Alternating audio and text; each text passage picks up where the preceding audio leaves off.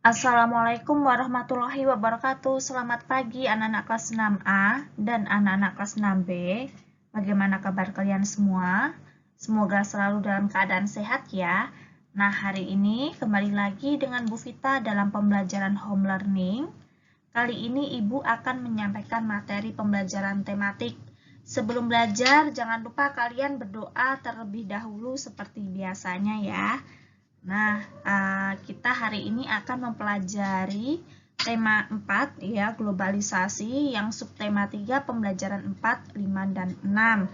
Nah, untuk pembelajaran 1, 2 dan 3 kemarin kita sudah mempelajari ya, itu yang isinya ya atau materinya tentang kerjasama di lingkup ASEAN. Jadi ada sosial budaya, pendidikan, ya, ekonomi.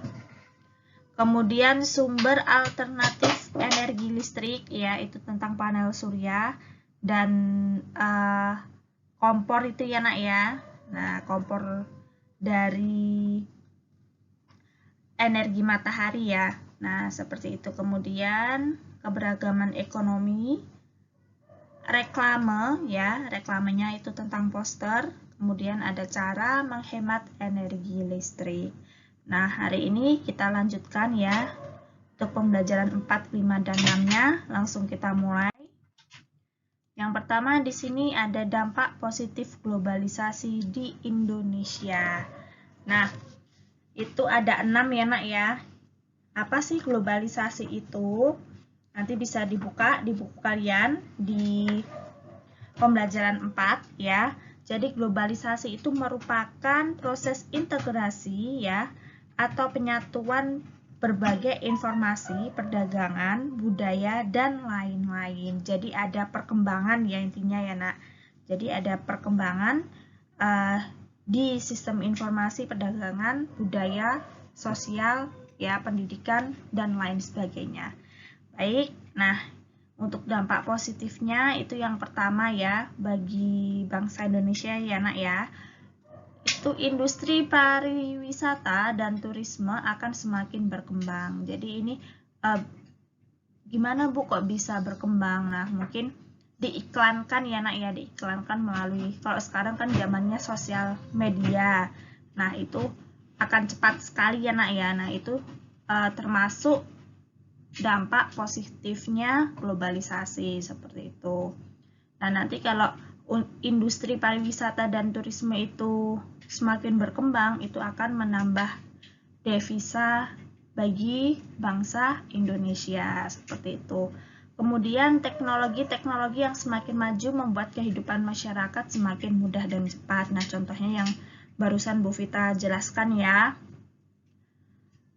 Kemudian perusahaan-perusahaan memanfaatkan mesin-mesin canggih agar menjadi lebih produktif dan efisien. Nah, ini ya nak ya. Nah Bu, kalau misalnya semuanya kan pakai mesin Bu, jadi kan tenaga manusia yang dibutuhkan kan akhirnya sedikit. Nah itu bagaimana Bu? Mungkin kalian pernah ya mikir seperti itu. Nah kalau menurut Bu Vita, bekerja itu kan bukan hanya di perusahaan saja, wira swasta kan bisa. Nah itu kalian kembangkan kreativitas kalian ya. Kalau wira swasta kan enak, kalian jadi bosnya, ya enggak? Kalian bukan jadi karyawan, tapi kalian jadi bos ya di perusahaan yang kalian kembangkan sendiri seperti itu. Jadi sebenarnya wira swasta itu nggak ada buruknya ya, malah lebih bagus. Nah, seperti itu. Kemudian pasar produk dalam negeri meluas ke segala penjuru dunia. Nah, ini akibat juga pengaruh perkembangan komunikasi ya nak ya. Kemudian dan teknologi ya. Yang kelima, masyarakat menjadi semakin maju dan semakin pintar karena arus informasi dan pengetahuan.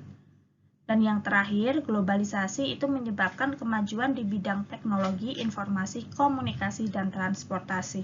Ini seperti yang di poin yang keempat ya, keempat kelima. Nah, kaitannya pokoknya, jadi globalisasi itu pasti akan menyebabkan kemajuan-kemajuan di bidang teknologi informasi, komunikasi, dan transportasi. Nah, nanti akibatnya itu ya yang di poin 1, 2, 3, 4, dan 5 seperti itu. Baik, berikutnya ya. Contoh sikap tanah air. Sikap cinta tanah air. Nah, ini berarti kaitannya dengan sila yang ketiga. Nah, Bu Vita kan sudah sering ya menjelaskan ke kalian sila ketiga itu kaitannya selain tentang persatuan dan kesatuan itu juga dengan sikap cinta tanah air ya. Baik, contohnya, nah ini yang pertama, bangga sebagai bangsa Indonesia, menjaga nama baik tanah air Indonesia, menggunakan hak pilih dalam pemilu. Nah, berarti nanti kalau ada soal kalau menggunakan hak pilih dalam pemilu itu termasuk sila yang keberapa? Nah, berarti dia sila yang ketiga ya, hak pilih loh nak ya maksudnya ya. Kalau mengikuti pemilu ya, itu biasanya kaitannya dengan sila keempat. Jadi jangan salah ya, salah artian ya. Kemudian menjunjung tinggi hukum dan pemerintahan, aktif berpartisipasi dalam pembangunan nasional, menuntut ilmu dengan sungguh-sungguh. Nah, ini kewajiban kalian, jadi harus belajarnya sungguh-sungguh ya. Kemudian melestarikan kebudayaan Indonesia, menjaga kelestarian lingkungan, menciptakan kerukunan antar umat beragama. Nah, ini persatuan dan kesatuan ya nak ya. Dan yang poin 10 juga, hidup rukun dan gotong royong. Baik, berikutnya. Mengamati poster cinta tanah air. Nah, di sini Ibu punya poster. Nah, di sini mari bersatu untuk Indonesia tercinta. Nah, ini ada yang tengah ini kemungkinan gurunya ya nak ya. Nah, yang di samping kanan, samping kiri itu anak-anaknya atau siswanya. Mereka menggunakan pakaian adat ya. Jadi kan Indonesia itu kaya akan budaya. Nah, ini budayanya dari bangsa kita seperti itu. Nah, contoh slogan yang berisi ungkapan cinta tanah air. Nah, ini ya, slogan itu termasuk intinya ya, kalimat ajakan ya nak ya, slogan itu ya. Nah, aku cinta Indonesia, satu nusa, satu bangsa, satu bahasa Indonesia. Kemudian Pancasila, pemersatu bangsa. Aku bangga jadi orang Indonesia dan 100% cinta Indonesia. Mungkin kalian dari kelima poin ini terkadang sering yang lihat ya, entah itu di sosial media dan di buku. Mungkin kalau perjalanan di mana gitu biasanya di baliho dan sebagainya. Bahkan kalau nggak salah yang 100% cinta Indonesia itu kan ada di kaos itu ya nak ya. Nah, kayak gitu. Oke, berikutnya. Membaca teks peran Indonesia di ASEAN, nanti silahkan dibaca ya, kemudian kalian jawab pertanyaannya. Nah, itu tentang kerjasama budaya dan informasi. Nah, nanti silahkan dibaca dan dipahami ya. Baik, berikutnya. Pada kegiatan-kegiatan sebelumnya ya, kalian sudah belajar tentang jenis kerjasama Indonesia dengan negara lain ya dalam lingkup ASEAN. Nah, ini ya kerjasamanya itu ekonomi, politik, sosial, budaya. Nah, nanti kalian silahkan bukunya dibuka lagi. Kerjasama ekonomi itu contohnya apa saja ya. Kalian jelaskan di sini 3 poin, nanti silahkan yang ini dikerjakan ya. Kalau misalkan kerjasama ekonomi di ASEAN itu adanya AFTA kayak gitu karena, nah kemudian politik seperti apa, sosial budaya seperti apa, nanti silahkan diisi. Ini yang ayo berlatih ya. Berikutnya, mengembangkan peta pikiran. Nah, nanti itu kan ada teks ya nak ya, teks eksplanasi. Oh ya, kemarin ada di kelas 6A ya, ada yang menyampaikan, saya masih bingung Bu, teks eksplanasi, apa sih teks eksplanasi? teks eksplanasi itu ya cuman teks bacaan aja, tapi yang dia berisi keilmuan, ya berdasarkan fakta atau secara faktual, itu namanya teks eksplanasi. Ya, jadi misalkan yang kemarin kita sudah mempelajari ya yang di penemuan ya. Nah, penemu televisi, sejarah ditemukan radio. Nah, sejarah ditemukan roda dan sebagainya itu juga termasuk teks eksplanasi karena dia bersifat keilmuan, bersifat mendidik, ya. Ada ilmunya di situ. Nah, itu namanya teks eksplanasi. Nah, mungkin bingungnya Bu cara menentukan ide pokok, kemudian kalimat utama. Nah, itu kan kalau di kelas Ibu ya, di kelas kita yang 6A ya Nak ya, kita kan sudah mempelajari, Bu Vita juga sudah menyampaikan ke kalian. Nanti mungkin kita bisa membahas ulang bersama-sama ya, seperti itu. Nah, di sini nanti itu kan ada teks penyebab penyakit jantung. Nah, pernyataan pendapat. Jadi kalau pernyataan pendapat itu pasti nanti berisi kalimat yang disampaikan oleh seseorang. Itu pasti nanti pendapat. Nah, kemudian rangkaian sebab akibat ya, dan pernyataan simpulan. Kalau simpulan itu berarti kesimpulannya dari teks tersebut itu apa sih? Nah, seperti itu.